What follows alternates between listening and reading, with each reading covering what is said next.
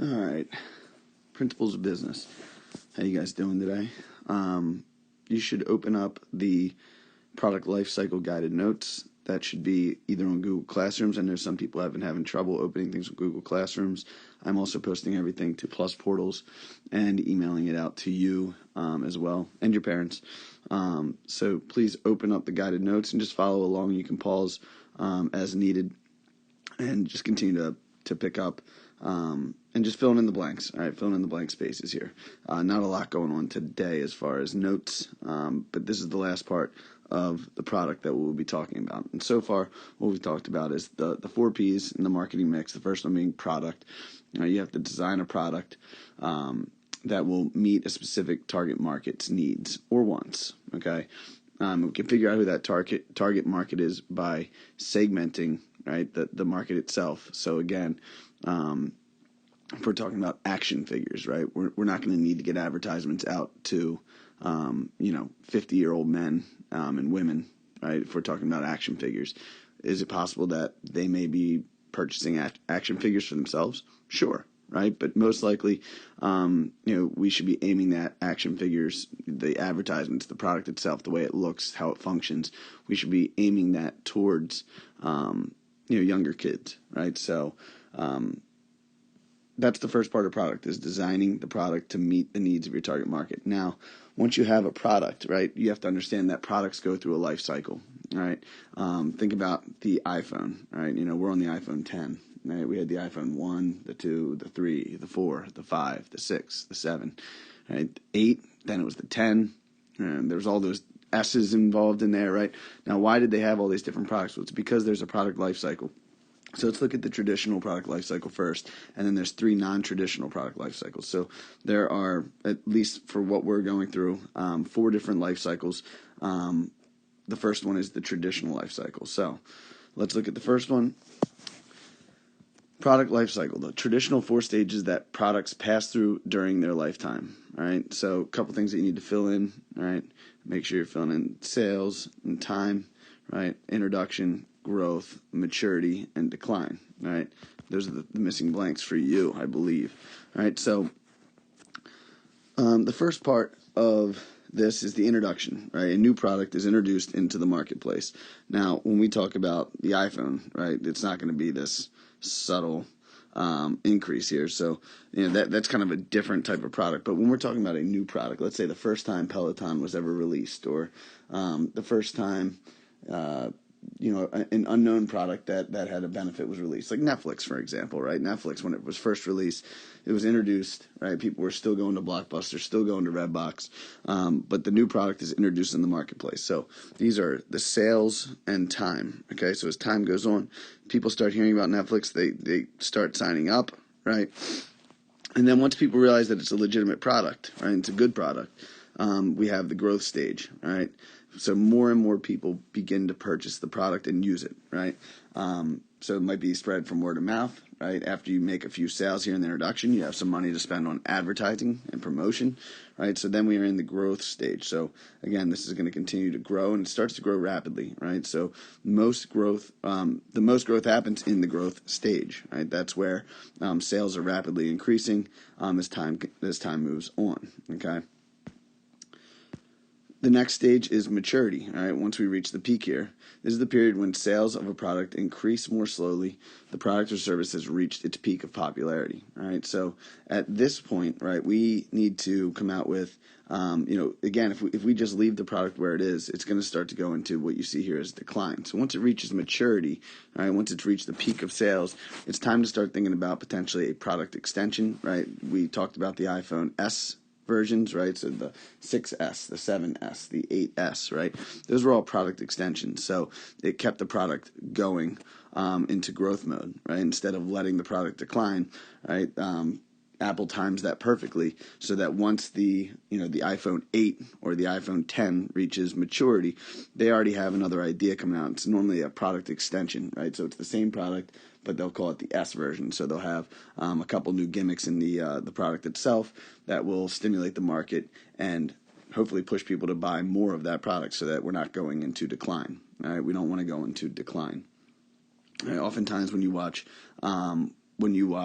Shark Tank, they'll say, this is a product, not a brand, right? And when they say this is a product, not a brand, what they're saying is that once this reaches maturity, what's your plan, right? You don't have a strong brand to back your product up. How are you going to extend this product? How is this going to be something that people continue to purchase? It just doesn't just die off after it hits the maturity stage. Well, having a strong brand like Apple behind you makes that a lot easier. Okay. And then finally, the last stage, as we've been talking about, is decline. It's where we start to decrease in the sales. As profit decreases, the company must decide to change the product or how they are marketing it to increase sales. All right. We talked about how quickly Peloton actually fizzled out when it first came out, right? And the product was much stronger than people realized. So what they ended up doing was change the entire marketing campaign. They changed the product around a little bit. They allowed for online workouts, things like that, and they bumped the price up. And the marketing campaign was advertised more towards higher income families, right? Parents on the go. And the sales started to boom again. So it started to reach maturity, and then all of a sudden the sales started to increase again. So again, you don't want to go into the decline stage.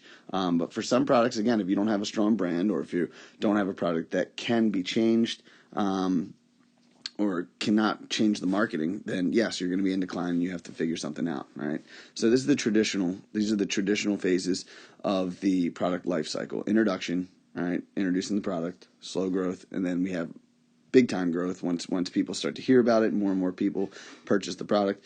We hit maturity where the product the sales of the product increase more slowly, right? And then finally decline, which again we want to try to avoid if we are in a business, right? All right, so then there are 3 non-traditional product life cycles. All right, so traditional is the normal one that we see most often with products, right, and markets.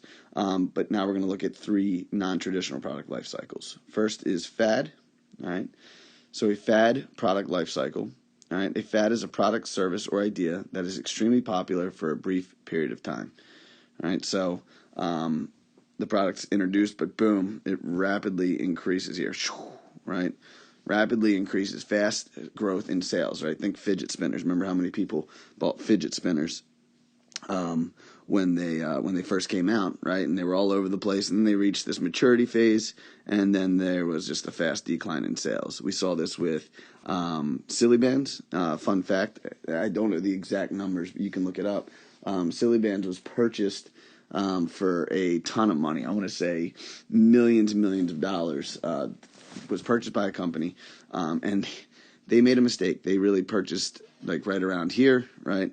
Silly Bands reached maturity, and then that company saw a fast decline in sales because the product was a fad. It's not something that was going to stick around for a long period of time, and that company lost a lot of money because of that. So again, you need to be able to recognize whether or not you have a fad product because, again, you have a fast growth in sales, but the company that sold it was very smart, understanding that their product was a fad, selling it while the sales were still going up, while it was still in growth, but right before it reached maturity. And then they got away with all the cash, and the other company had to deal with a fast decline in sales. And I'm not sure what Silly Bands is up to these days. All right, so I just gave you 2 examples there on the next page. You can pause the video, go online. You can use the 2 I use if you'd like, right? But it might be good to use 3 other examples. So go online, use the internet, see that next page, and just give 3 examples of products that you've heard of, hopefully, that are considered fad products. Next, we have niche products, right? Niche products they represent a small section of a regular market, all right? Because the market is so small, there's very little competition, but also less overall customers. All right, really, you only need to put these 2. All right, this you can use for the example on the next page. All right, but really only need the first 2 bullets here. All right, so only write those 2 bullets down. I know there's not a ton of space, but again, it's a small section of a regular market because the market is so small. There's very little competition, but also less overall customers. So you're dealing with less competition. So it's kind of like a pros and cons here. Pros, less competition, right? That's always good for a business to have less competition. May not be good for that industry, right? Because again, competition stimulates better products, right? Better development.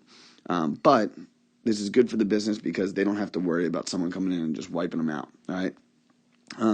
So again, because the market is so small, there's very little competition. But the problem is, the con is that there are less overall customers for you to get the product out to, and it can be more difficult to get the awareness to those customers because it is such a small market. So, for example, a niche market would be an exotic meat market that sells elk, deer, and wild boar meat. All right, this would be a niche market within the massive grocery store industry. So, what do most people eat? Chicken, steak. Right, as far as meats go, chicken, steak, maybe some fish, right? But again, the exotic meat market, that includes elk, deer, and wild boar meat. If I could do a show of hands of how many people have had elk meat, probably not a lot of us, right? Maybe there's a few that have had deer meat. I know I've had deer before in the past and enjoyed it. I've never had wild boar meat, right? So again, out of those, I've only had deer before, right? I wonder how many times you guys have had meat like that before. Probably not that often. It's a niche market, right? So the sales will remain relatively consistent with a small, dedicated core group of customers. So, your goal, if you have a niche product, is to really get a small, dedicated core group of customers. You need to make sure you hold on to the customers that you have, even though there's not a lot of competition. Those are the only customers that you're really going to be able to pull from. So, again, pause here, use the internet, go online and see if you can look up 3 examples of niche products. Finally, we have seasonal products. Okay, seasonal products. Examples include a water park or vacation resort. Now, this doesn't have to just be summertime peak, wintertime, low. This could be a ski resort, right? A ski resort would be the opposite of this. All right, so we'll talk about that in just a second. So seasonal products and services have periods of high and then low demand. Sales would peak in the summer, July and August, and they would have very few or no sales in the winter. So let's look at, if you've been to Ocean City, right? There's a store, Sensations, right? Everyone's heard of Sensations if you've been to Ocean City. They're all over the place. But if you imagine what their sales would be like during the summertime versus the wintertime. In the wintertime, I believe most of the Sensations close down. I could be wrong on that, but if they're not closed, they're not selling very much product, okay? Sensations is very popular in the summer in Ocean City. There's a lot of people in Ocean City during the summertime. There's a lot of demand for the products that are in the store. Often, all the products that are pretty much focused on the summer, right? Boogie boards, bathing suits, sunscreen, tank tops, things like that. So again, seasonal products and services, they have periods of very high and then low demand.